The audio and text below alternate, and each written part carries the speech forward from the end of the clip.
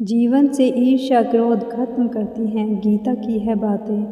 श्रीमद् भगवत गीता में भगवान श्री कृष्ण जी के उपदेशों का वर्णन है। गीता में दिए गए उपदेश आज भी उतना ही प्रासंगिक हैं और मनुष्य को जीवन जीने की सही राह दिखाते हैं।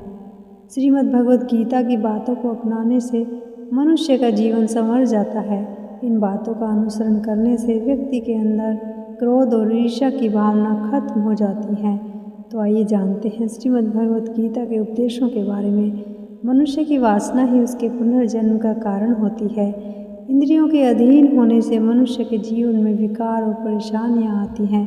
संयम अर्थात धैर्य, सदाचार, स्नेह और सेवा जैसे गुण सत्संग के बिना नहीं आते हैं।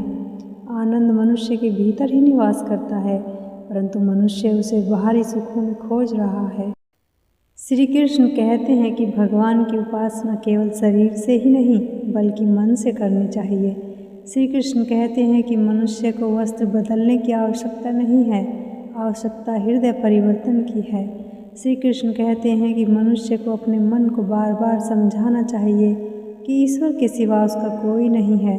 श्री कृष्ण कहते हैं कि सत्संग ईश्वर की कृपा से मिलता है, परंतु कुसंगति में पड़ना मनुष्य के अपने ही हाथों में है। लोभ और ममता पाप के माता पिता हैं, साथ ही लोभ पाप का बाप है। श्री कृष्ण कहते हैं कि स्त्री का धर्म है कि रोज तुलसी और पार्वती का पूजन करे। मनुष्य को अपने मन और बुद्धि पर विश्वास नहीं करना चाहिए, क्योंकि यह बार बार मनुष्य को धोखा देते हैं।